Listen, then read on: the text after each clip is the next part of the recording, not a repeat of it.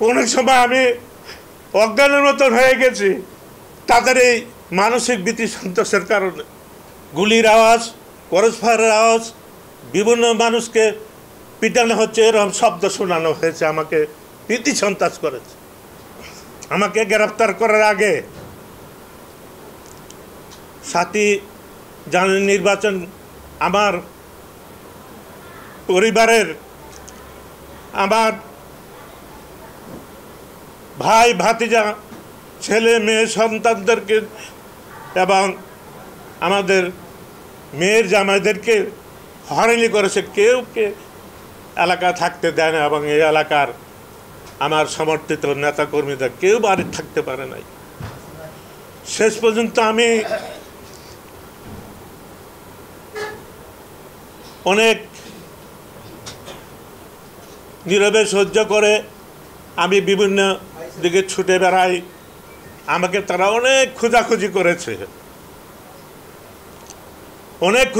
করেছে, এবং আমাকে ধরার জন্য আমার পরিবারকে হত্যার হুমকি দিয়েছে, ক্রস ফায়ারের হুমকি দিয়েছে। কাজে এই স্বৈরাচারী সরকার জঙ্গি নাটক ভালোই জানে। আমাকে গত 7ই জানুয়ারির আগে 5ই জানুয়ারি আমার বোনের বাড়ি থেকে 5ই জানুয়ারি আমাকে গ্রেপ্তার করে রাত 10টা বাজে। সেই সময় ট্রেনে আগুন লেগেছে গোপীবাগে। তারা আমাকে সেই ট্রেনের মামলায় গ্রেপ্তার দেখিয়ে আমাকে ডিবি অফিসে নিয়ে এমনভাবে মানসিক নির্যাতন করেছে, আমাকে অন্ধকারে 2 দিন পর্যন্ত আমার চোখ বেঁধে তারা অন্ধকার করে বন্দি রেখেছিল। আর আমাকে বিভিন্ন শব্দ, গুলির আওয়াজ, ক্রস ফায়ারের আওয়াজ, বিভিন্ন মানুষকে পিটানো হচ্ছে, এরকম শব্দ শোনানো হয়েছে, আমাকে ভীতি সন্ত্রাস করেছে।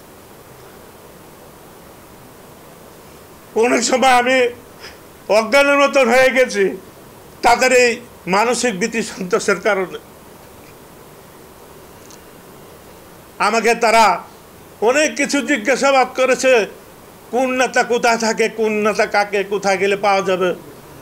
আমাকে তারা রাত ভরে আমাকে গাড়ি দিয়ে বিভিন্ন জায়গায় ঘুরে বেড়াচ্ছে এবং বিভিন্নভাবে মানসিকভাবে আমাকে টর্চারিং করেছে। নির্বাচনের 6 তারিখে আমাকে ডিবি অফিসে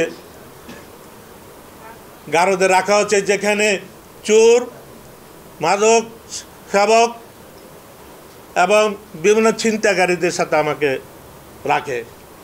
আজকে সাংবাদিক ভাইয়েরা আপনারা গেলে তুলে ধরবেন আমাদেরকে যেভাবে জঙ্গি নাটক করে তারা যেভাবে এই শুটিং করে, এই শুটিং যাতে না করতে পারে আপনারা এই সমস্ত তুলে ধরবেন। আমাদেরকে ক্রস ফায়ারের ভয় দেখানো হয়েছে, আমাদেরকে আরও ভীতি সন্ত্রাস করে আমাকে ভয়ভীতি দেখাচ্ছে, যা বলার সক্ষম নয়। তারা আমাদেরকে আরও হুমকি দিয়ে থাকে, যদি আমি এসব কথা জনগণের মিডিয়ার মধ্যে বলে থাকি তাকে আমাকে তারা হত্যা করবে, মেরে ফেলবে।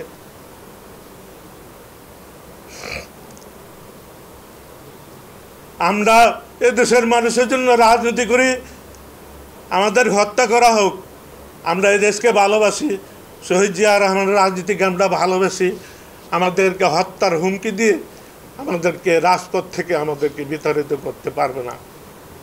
এই দেশের জন্য রাজনীতি করি, দেশের মানুষের সেবার জন্য রাজনীতি করি, দেশের মানুষের মঙ্গলের জন্য রাজ করে। এই লুটেরা সরকারের বিরুদ্ধে যতদিন বেঁচে থাকবো ততদিন আমরা রাজপথে আন্দোলন করে যাব। এই বলে আমি আমার বক্তব্য শেষ করছি। আল্লাহ।